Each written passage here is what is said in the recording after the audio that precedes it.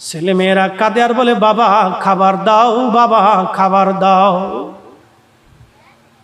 আল্লাহ তুমি জানো আমি আমার আব্বা আম্মারে না খাওয়াইয়া কোনো কিছু সন্তানকে খাওয়াইতাম না। মা বাবা ঘুমাই পড়ছে, যদি ডাকি মার কষ্ট হবে, যদি ডাকি রে বাবার কষ্ট হয়ে যাবে, সেই জন্য আমি ডাকি নাই। বাবা মা ঘুমাই পড়লো, আমি দুধের পেয়ালা হাতে নিয়ে মা বাবার বিছনার পাশে আমি বসে রইলাম।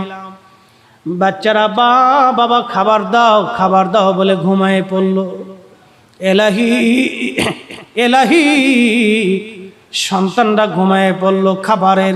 খাবার করে করে আমি দুধের পেয়ালা হাতে নিয়ে মা বাবার বিছনায় বসে রইলাম। কখন আব্বা আম্মার ঘুম ভাঙবে? আরে পটিয়া মালিহারার মুসলমানেরা, মাইকের আওয়াজ যত দূর পর্যন্ত যায়, ও মায়ের সন্তান, বাবার সন্তান, ও মা বোনেরা আমার ওয়াজগুলি শুনে যাও, বাড়ি পর্যন্ত নিয়ে যাও। কারণ মহিলারা যদি ভালো হয় সংসার ভালো হয়ে যায়। বৌমা যদি শাশুড়িকে মার মতো মনে করে, শাশুড়ি যদি বৌমাকে সন্তানের মতো মনে করে, আল্লাহর কসম একটা দিনের জন্য ঝগড়া হবে না। কথা বলেন ঠিক কিনা? কিছু শাশুড়ি আছে বদ চরিত্রের, আগে শাশুড়ির লাঠি দিয়ে লই পরে বৌমারে দিব। কিছু শাশুড়ি আছে বদ চরিত্রের, বৌমাকে উত্ত্যক্ত করে কষ্ট দেয়। সে মনে করে পরের বেডি আমার ঘরে আসছে কামলা দেওয়ার জন্য। কেরে মা, তুমি ওই মেয়েটাকে কি নিজের মেয়ের মতো মনে করতে পারো না? ওই মেয়েটা তো কারো মেয়ে, ওই মেয়েটা তো কারো বোন, কারো আত্মীয়, কারো সন্তান। ওই মেয়েটা আর একজনের সন্তান, তার বাবা মা তাকে কলিজার মতো আদর করে। তোমার ঘরে দিয়ে দিছে, তোমার উপর ভরসা করে রে মা। তারা জানে তুমি একজন নারী, আমার মেয়েটারে কষ্ট দিবা না, সুখে রাখবা। শাশুড়ি মাকে বলতেছি, আগে বাস দিয়ে এই শাশুড়ি মা, মেয়েটাকে কি নিজের মেয়ের মতো আপনি দেখতে পারেন না? তার সুখে তার দুঃখে যদি সন্তানের মতো নিজের মেয়ের মতো মনে করেন, তাহলে তো আর সংসারে অশান্তি লাগে না। কোনো সময় বৌমা অসুস্থ হয়, ও শাশুড়ি মা, আপনি আপনার মেয়েটাকে, আপনার বৌমাটাকে নিজের মেয়ের মতো মনে করে তখন বলবেন মা ঘুমাও, বিশ্রাম করো, আমি রান্না বান্না করে দিচ্ছি, তোমার চিন্তা করা লাগবে না। ওই মেয়েটা সারা জীবন মনে রাখবে আমার শাশুড়ি মা আমাকে মেয়ের মতো আদর করে। পৃথিবীর কোনো মানুষ কষ্ট পাইলেও আমি আমার এই মায়ের মতো শাশুড়িকে কষ্ট দিতে পারবো না। কথা বলেন ঠিক কিনা? পাশের বাড়ির কিছু মহিলা আছে, দেখেন হুজুর এই বেডিকের খবর আপনি কেমনে জানেন? এগুলি না জানলে তো ওয়াজ করা যাবে না। পাশের বাড়ির কিছু মহিলা আছে, এটা এসে মহিলারে পাম মারে। এই সলিমের মা, বেটার বউ বিয়ে করে আনছো, আমাদের ফরিদপুরি ভাষায় বলতেছি, বেটার বউ বিয়ে করে আনছো এই রান্না বান্না করে খাওয়ার জন্য নাকি? বেটার বউরে ঘরের ভিতরে হাম বাবুর মতো শুয়াই রাখছো, কারণ কি? বাস একটা পাম মেরে দিছে, শাশুড়ি তো রায় গিয়ে অস্থির হয়ে গেছে। যেই বেডি এসে পাম মারছে, ওটা হলো শয়তানের খালা। কতক্ষণ না কে জোরে বলে? ওই ইবলিসের খালা, ও এসে পাম মেরে দিছে, শাশুড়ি রেগে গেছে, মাথা গরম। হাই কত তো সত্যি, এই লেগে গেল ঝগড়া। বাস ওটা হলো শয়তানের খালা। মহিলাদেরকে বলবো, এই সমস্ত মহিলাদেরকে ঘরের দরজার সামনে প্রশ্রয় দিবেন না। একবারে দরজার বাহির থেকে বলবে চলে যাও, তোমার আশা লাগবে না। একদিন অপমান করে সুন্দর মতো তেল দিয়ে সাইজ করে দিয়ে দিবেন, ও চলে যাবার জীবনে আপনার ঘরে এসে অশান্তি বাঁধাবে না। কথা কন না কেন? আমি সুজা বাংলা বুঝি, কাঠ ছাট আমার কাছে নাই। আমাদের সমাজ দিন দিন নষ্ট হয়ে যেতেছে। ঘরে ঘরে অশান্তি, খুন খারাপি, মারামারি, ধাক্কা ধাক্কি, পারাপারি। কত মামলা আপনি কোর্টে যায় দেখেন, খালি স্বামী স্ত্রীর মামলা, খালি স্বামী স্ত্রীর মামলা, তালাকের মামলা। বাংলাদেশে অধিক পরিমাণে তালাকের সংখ্যা বাড়ছে, এত পরিমাণে বাড়ছে যে আপনি দেখলে আপনার গা শিহরে উঠবে। বাচ্চা বড় হয়ে গেছে, ক্লাস 10-এ পড়ে মেয়ে, বউ তালাক নেওয়ার জন্য পাগল হয়ে গেছে। চিন্তা করতে পারছে? কল্পনায় মাথায় আসবে না। সমাজ কতটা নিমজ্জিত হয়েছে আজকে। কষ্ট হচ্ছে ভাই? বেশি কষ্ট লাগতেছে? বেশি সময় না, আর একটু সময়। একসাথে জোরে বলি তো আল্লাহু আকবার। আল্লাহু আকবার ওয়ালিল্লাহিল হামদু বিসমিল্লাহির রাহমানির রাহিম।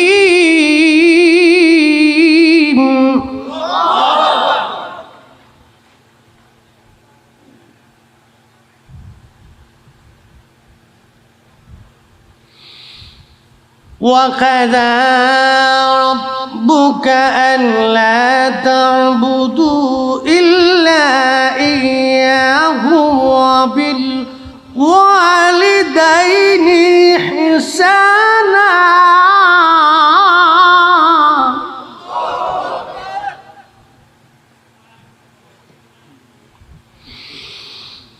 إِمَّا يَبْلُغَنَّ عِندَكَ الْكِبَرَ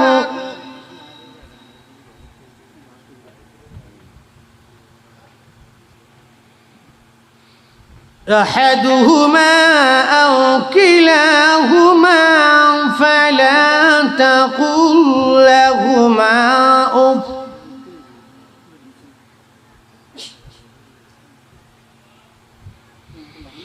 أف ولا تنهرهما وقل لهما قولا كريما।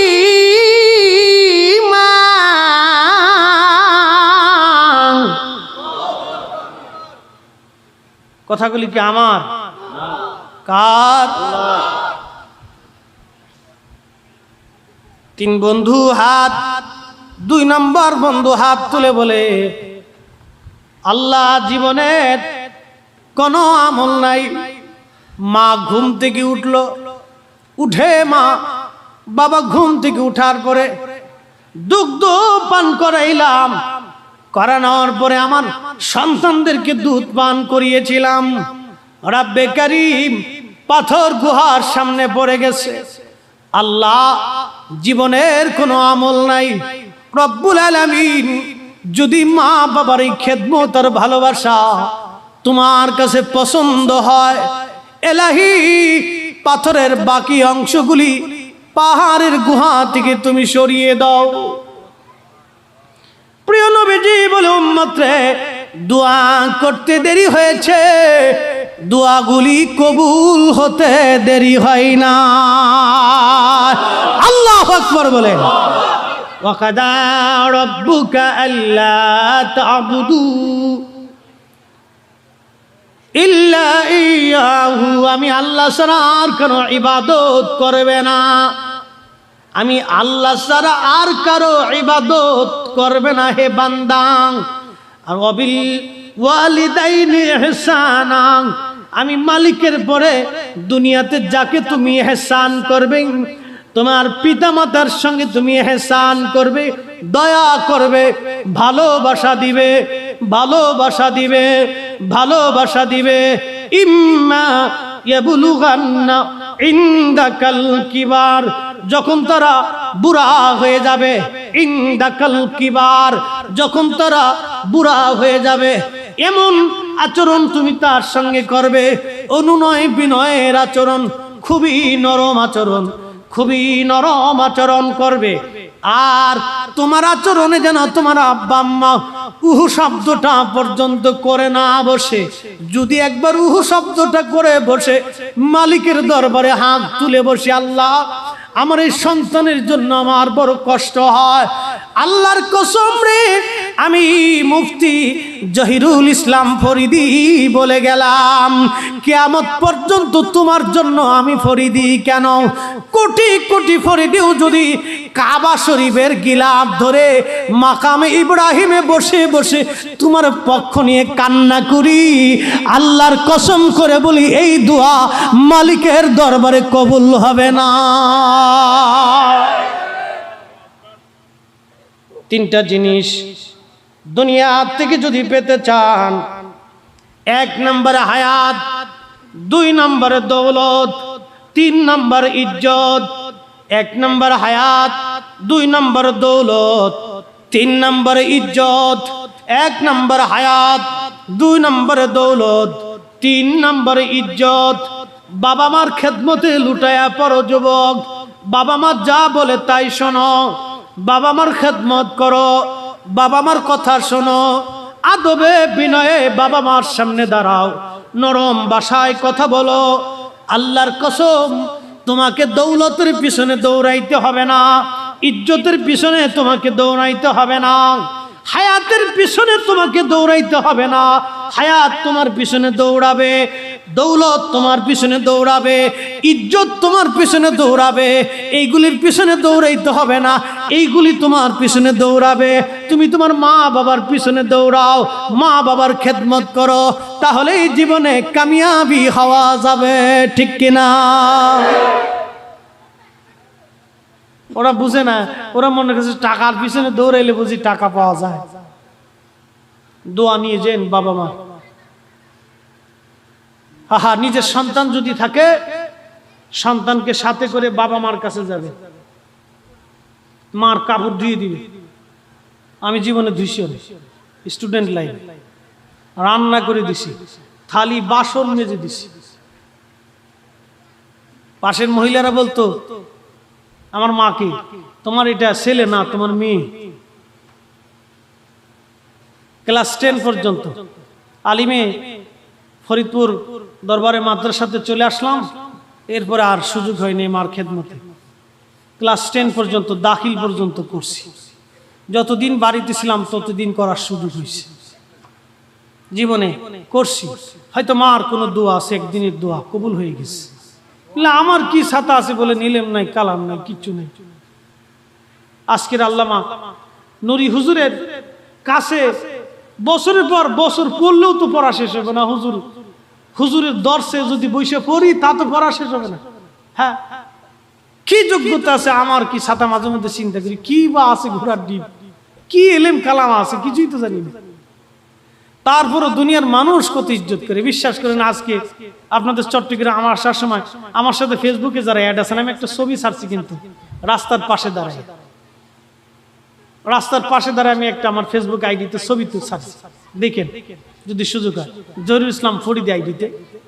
তো আমার গাড়ির সাথে দেখবেন একটা এই ইসালা, বাইক না, আরে ঘোড়ার ডিম, আমাদের দেশে নসিমন, করিমন আছে না, টমটম। হ্যাঁ, এই এক টমটম চালক আমার গাড়ির পিছনে দেখবেন ছবিতে আসছে।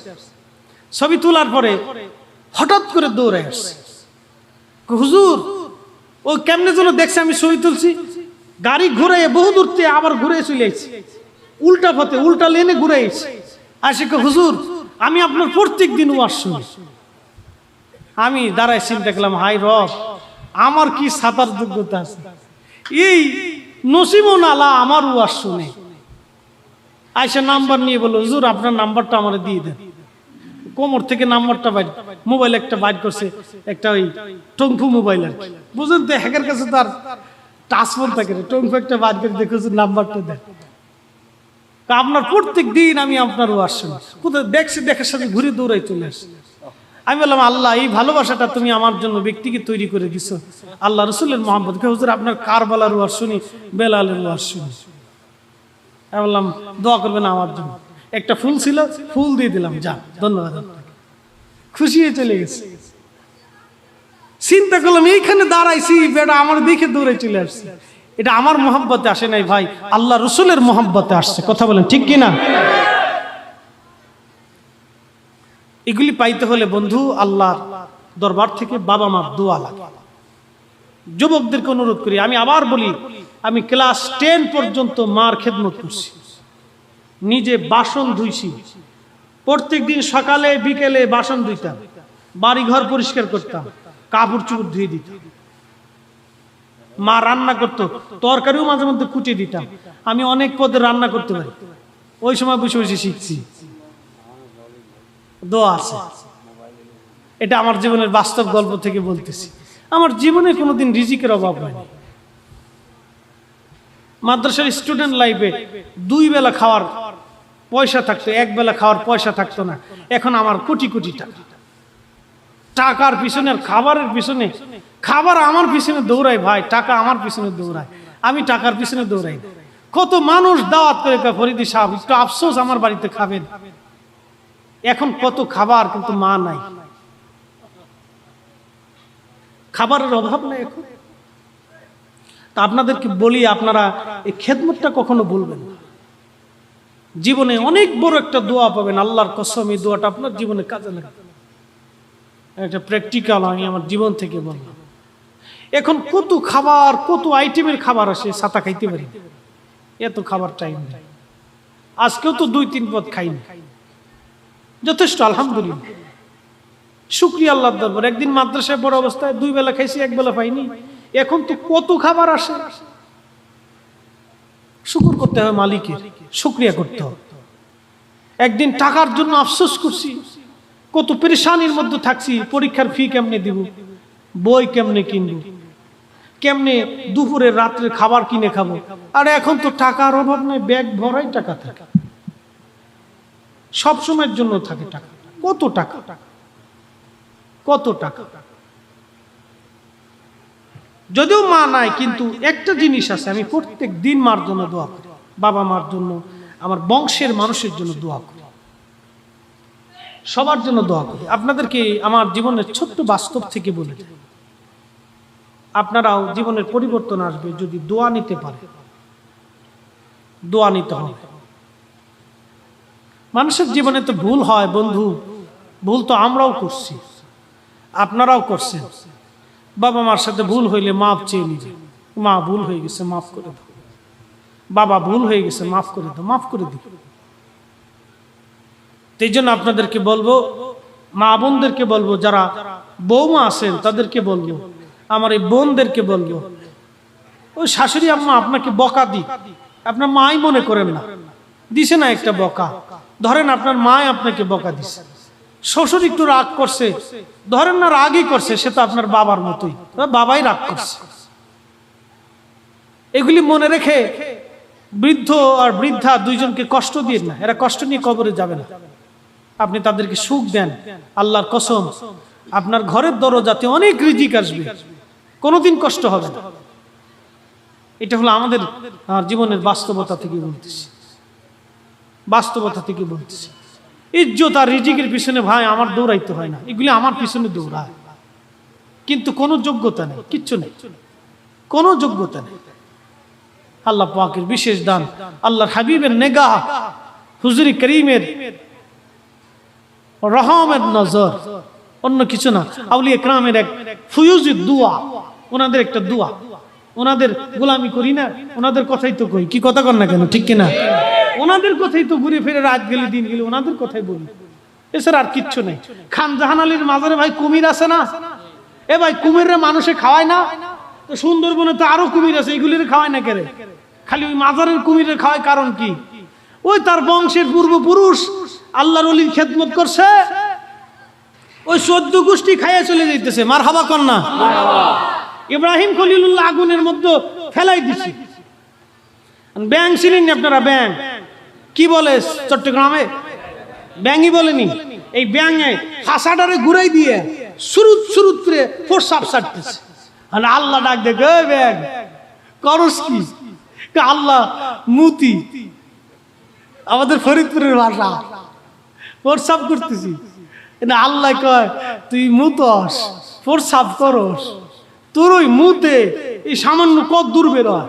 আল্লাহ দূর বেরোয়, সামান্য সামান্য বেরোয়। কে হেতা দিয়ে কি ইব্রাহিমের আগুন নেবে? ব্যাঙে কা আল্লাহ আমু তো জানি নিববে না, মুতোস কি লেগে? আল্লাহ মেহেশ্বরের মাঠে তুমি লক্ষ লক্ষ মাখলুককে ডাক দিয়ে বলবা আমার খলিল আগুনের মধ্যে পড়েছিল, তোদের ভূমিকা কি ছিল রে? আমি সেই দিন ব্যাং বলবো আল্লাহ আমি একটু প্রসাব করে আগুন নিভানোর চেষ্টা করছিলাম।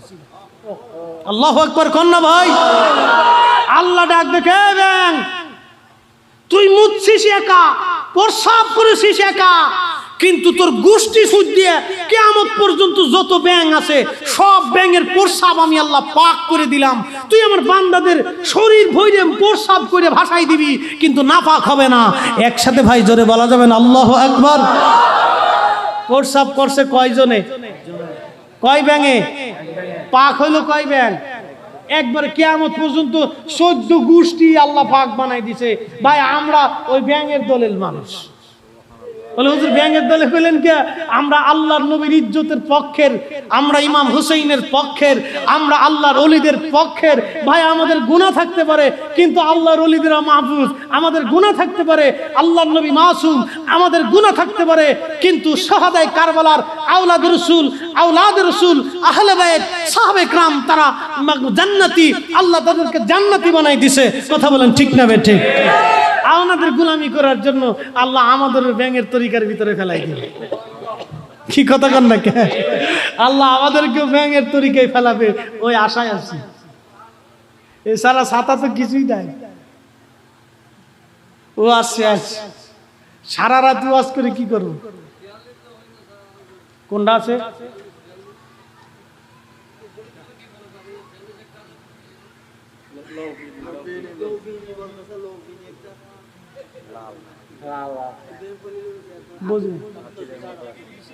ও আর দরকার নাই, ওই ওয়াজে গেলে রাত শেষ হবে না। চালাকি করতেছেন আপনি নাকি? ওরে খোদা। হ্যাঁ ইনশাআল্লাহ। প্রিয় বন্ধু, আমরা কবরে সবাই চলে যাব। বাদশাহ क्या फकीर हो सबको एक ही ठिकाना, सबको एक ही ठिकाना। وأنفقوا مما رزقناكم من قبل أن يأتي أحدكم الموت।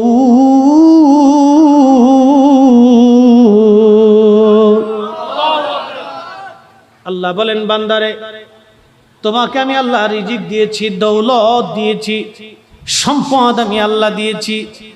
ভাই সম্পদ যিনি দেন তিনি নিতে পারে কিনা? পারে। বাংলাদেশের কোটি কোটি টাকার মালিক কিন্তু ভিক্ষা পর্যন্ত করেছে। আবার যারা ভিক্ষা করেছে তাদেরকে কোটি কোটি টাকার মালিক আল্লাহ বানাইছে। সকাল বেলার ধনী রে তুই, ফকির সন্ধ্যা বেলা। নদীরে পার ভাঙ্গে ওপার গড়ে, এই তো নদীর খেলা। সকাল বেলার ধনী রে তুই, ফকির সন্ধ্যা বেলা, ফকির সন্ধ্যা বেলা। আল্লাহ বলেন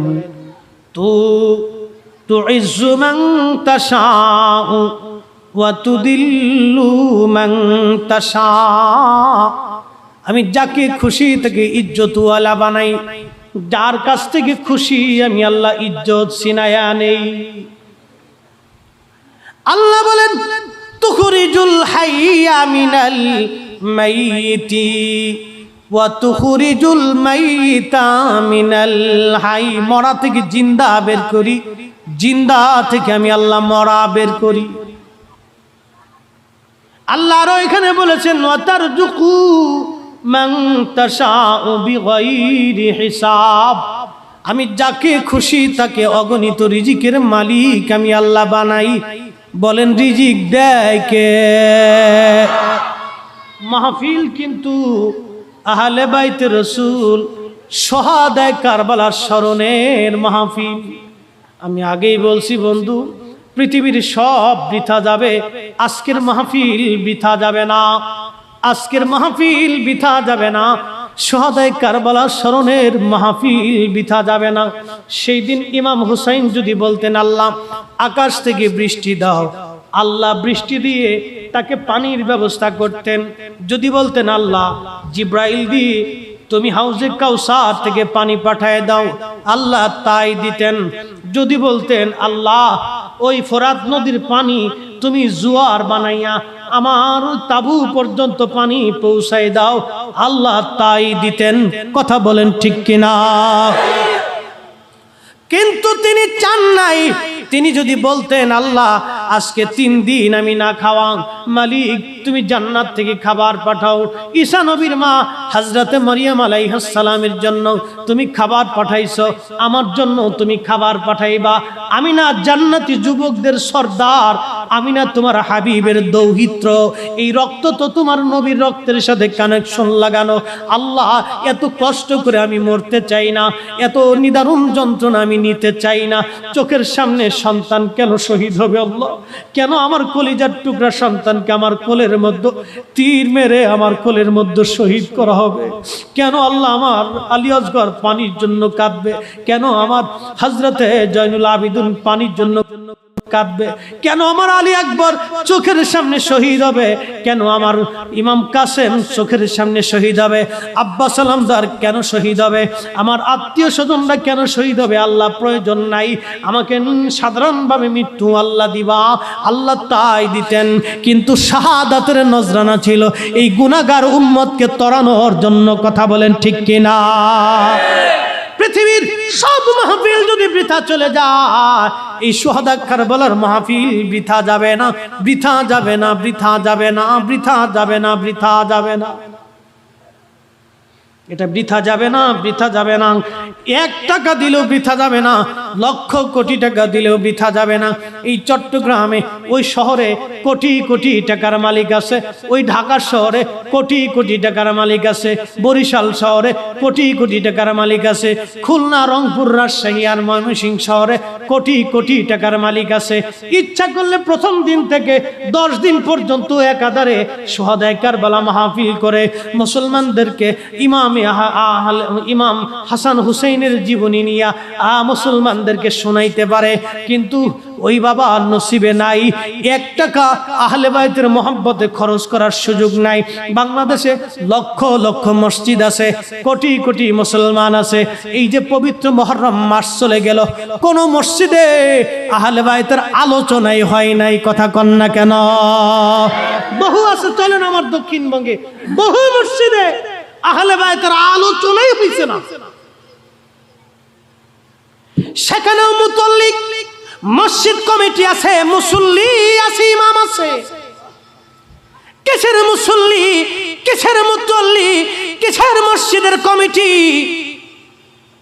লাথিমার ওই মসজিদের কমিটি, লাথিমার ওই মুসল্লির কপালে, লাথিমার ওই ইমামদের কপালে, যারা এই পবিত্র আহলে বাইতের ওই শুহাদায়ে কারবালার মাসে ইমাম হাসান হুসাইনের আলোচনা না করে ইয়াজিদের প্রশংসা যারা করলো, ওরাই হলো নিকৃষ্ট ইয়াজিদের দালাল। হাত উঁচু করে বলেন ঠিক কিনা? আমরা উচিত কথা বললে বলে ভাই আপনারা বিরোধিতা করতেছে। বিরোধিতা এই উম্মতকে সতর্ক করানো। আল্লাহর নবী সহিহ বুখারীতে বলছেন, হালাকাতু উম্মতি আলা ইয়াদাই গিলমাতিন মিন কুরাইশ।